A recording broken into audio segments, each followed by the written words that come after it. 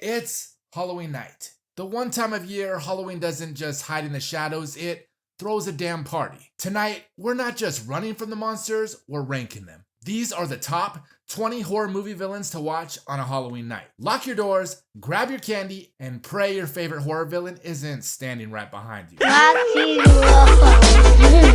World. Welcome into Waxyz World, the home of horror heads, final girls, and slashers who just won't die. And tonight, we're diving into the deep, dark, blood-soaked heart of Halloween itself. Because what's Halloween without a few killers lurking in the shadows, right? I'm talking about the villains, the icons, the ones that make you double-check your locks and question that creak in the hallway. So light a pumpkin, grab a candy bar, and lock your doors because we're ranking the top 20 horror villains to watch on a Halloween night. And let's be real, this isn't just about who's the scariest, it's about who feels the most Halloween. The monsters, the maniacs, and nightmares that embody the season of the witch. Alright, let's kick it off, starting with number 20. And here we have Jack Torrance from The Shining. Here's Johnny! You know we had to start off strong. Jack Torrance isn't your masked killer or supernatural demon. He's just a man slowly losing his damn mind in the world's creepiest hotel. And what makes Jack perfect for Halloween isn't just the axe or the chase, it's the isolation, that sense of cabin fever, and the idea that the real monster might already be inside your head. And Jack Nicholson's performance is pure madness on the screen. The grin, the tilt of his head, you can feel him snapping scene by scene. And by the time he's stalking Wendy through the halls, he's no longer a human, he's something else. And if you're throwing on a horror flick on Halloween night, The Shining is that slow burn kind of terror that crawls under your skin and stays there. Okay, horror fans, this one's for those who love fresh blood, because Clown in a Cornfield gave us Frendo the Clown, the slasher you didn't know you needed. He's a masked maniac in small town America, turning a corn maze into a massacre, and let's be honest, that is peak Halloween energy. And Frendo feels like if Ghostface took a road trip through the Midwest and decided to make the Harvest Festival his own personal playground. The mask, the setting, the kills, it's the kind of slasher that belongs in October. And bonus points, that eerie carnival vibe mixed with countryside horror hits right at the heart of Halloween's small town creepiness. Next, we have the Creeper from Jeepers Creepers. Every 23rd spring for 23 days, it gets to eat. That's one hell of a rule. The Creeper isn't just a killer, it's a predator that hunts you like prey. And the first Jeepers Creepers film nails that backroads horror feeling that you're trapped,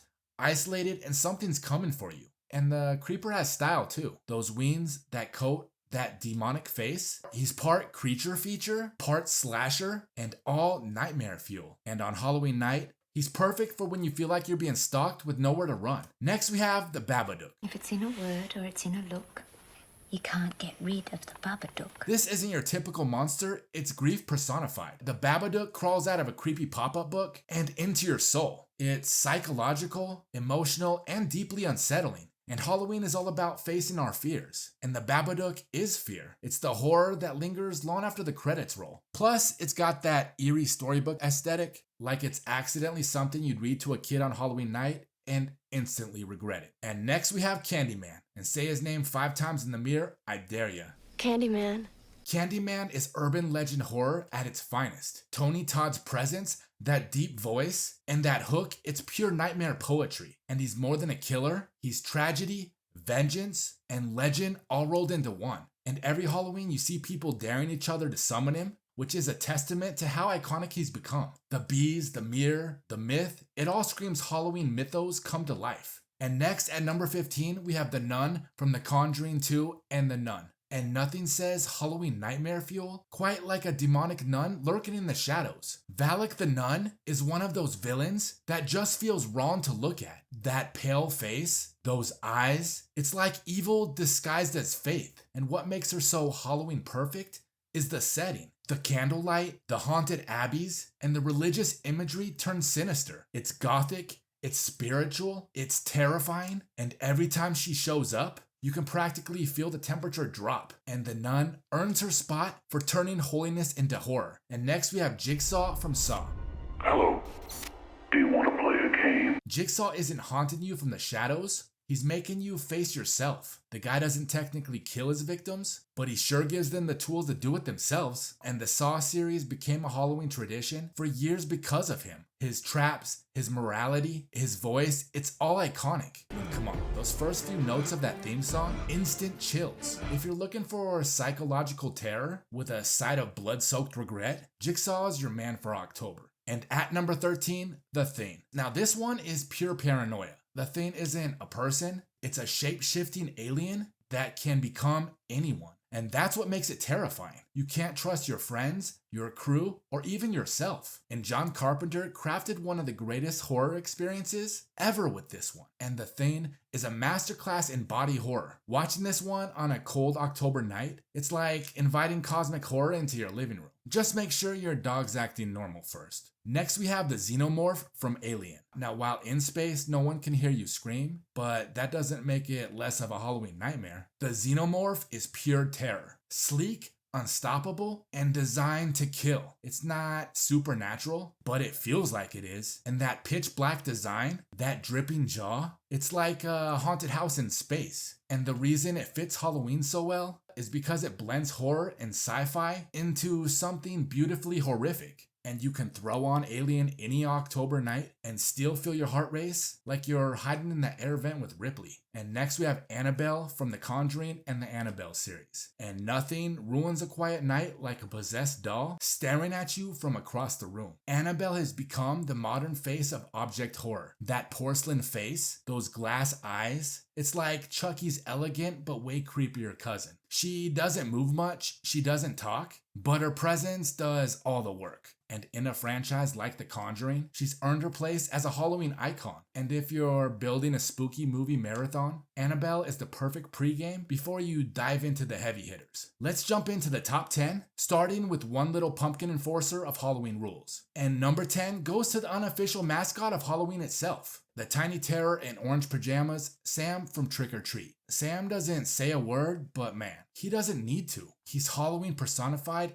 and the spirit that enforces the rules of the night. Always hand out candy, always respect the dead, and never, ever blow out a jack-o'-lantern before midnight. He's cute, he's creepy, and he's absolutely iconic. And every October, you see his burlap mask on t-shirts, decorations, and pumpkins. Because he is Halloween energy distilled into one mischievous, violent little package. And that's why Trick or Treat is a must-watch every year. It's not just a movie, it's a Halloween mood board come to life. And Sam's that reminder that if you don't respect the holiday might just bite back. And next we have Pinhead from Hellraiser.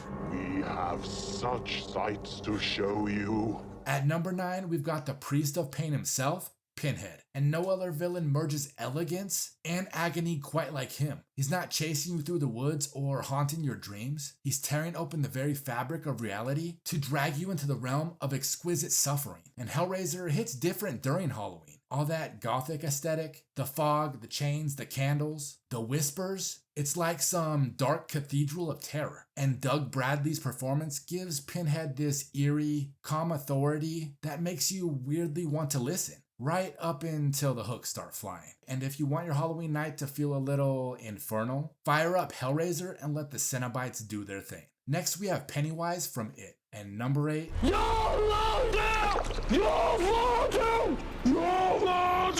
Pennywise the Dancing Clown is the reason a whole generation side-eyed every circus balloon for decades. Whether it's Tim Curry's gleefully sadistic version, or Bill Skarsgård's nightmare fuel with teeth, Pennywise is horror royalty, and he represents childhood fear itself, and that idea that something innocent can be horrifically wrong. Also, every 27 years he crawls out of the sewers to feast, and every Halloween he crawls back into the playlists. The colors, the laughter, the sewer scenes, it's all Halloween nightmare material. And that "You'll Float Too" chant, yeah, that's pure October haunting energy. Pennywise is one of the greats, because it's proof that horror can be both fun and soul-scarring. Coming in at number 7, we've got the original chainsaw-swinging maniac, Leatherface from Texas Chainsaw Massacre. And few horror villains are as raw, primal, and genuinely disturbing. He doesn't talk, he doesn't explain himself, he just comes for you. And he's horror stripped down to his bones. No fancy mask design, no supernatural powers, just raw human brutality. And what makes Leatherface so fitting for Halloween is that he represents the backwoods nightmare. The idea that the world outside the safety of town lights might just chew you up and wear your face as a trophy. And that first movie, still one of the most unnerving films ever made. The heat, the screams, the family dinner scene, it's madness. Leatherface doesn't just kill you, he redefines what it means to be hunted. Alright, horror hounds, we've hit number 6, and this one's for the gore lovers. And it's Art the Clown, the silent psycho who turned Terrifier into a cult phenomenon.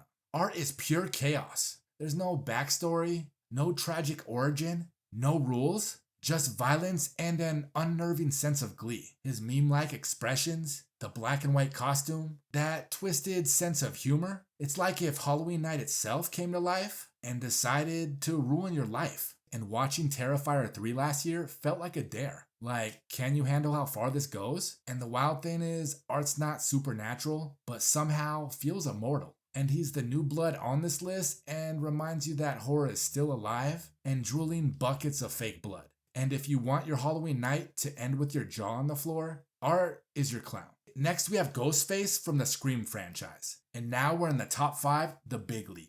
Starting with one of the most iconic masks in horror, and what makes Ghostface such a perfect Halloween villain is that it could be anyone. It's not a single killer, it's an idea. That mask, inspired by Edvard Munch's painting The Scream, became an instant symbol for the holiday. The voice, the phone calls, the mix of humor and horror. This is the meta slasher that redefined the genre. And the beauty of Ghostface is how human it feels. Behind the costume is always someone different, someone unhinged, and someone who loves horror movies just like us. And every Halloween party has at least one Ghostface costume. Because let's face it, it's one of the best in the game. And watching Scream in October feels like horror coming home to celebrate itself. So lock your doors, don't answer the phone, and never ever say, "I'll be back." Next we have Chucky from the Child's Play franchise. And number 4 is my boy. The killer doll with a mouth dirtier than a sailor and more personality than half of Hollywood, Chucky. And what makes Chucky so Halloween worthy isn't just that he's scary, it's that he's funny, violent, and endlessly entertaining. He's a mix of slasher chaos and pure attitude. And Brad Dourif's voice acting gave him this twisted charm that turned a possessed toy into an icon. Hi, I'm Chucky. Wanna play? And next thing you know, you're fighting for your life in a toy store. Now Chucky fits Halloween perfectly because he feels like the trick in Trick or Treat. He's playful, he's deadly, and he never stays dead for long. And whether you love Child's Play 2 or the wildness of Bride of Chucky, there's no denying this little dude belongs in October's Hall of Fame. Coming in at number 3, we have Freddy Krueger from A Nightmare on Elm Street. And whatever you do, don't fall asleep, because Freddy Krueger is the dream demon himself. And he's the only villain on this list who attacks you where you can't defend yourself in your dreams. That concept alone makes him terrifying. But it's Robert Englund's charisma that made Freddy truly legendary. The glove, the striped sweater, the fedora. Freddy is horror style. And during the Halloween season, he's everywhere. Decorations, costumes, and those unforgettable one-liners. And what sets Freddy apart is that mix of fear and fun. He's not just a killer, he's a performer. Every kill feels like a twisted joke. And let's be honest, no one rocks a boiler room like him. And Freddy represents the darker side of Halloween, with the nightmares that follow you home and the ones that laugh while they do it. And number 2, we have the unstoppable force, the machete-wielding legend, the camp counselor's worst nightmare, Jason Voorhees from the Friday the 13th franchise. And Jason is Halloween energy through and through, even if his movies mostly take place in the summer. He's the slasher archetype perfected. He's silent,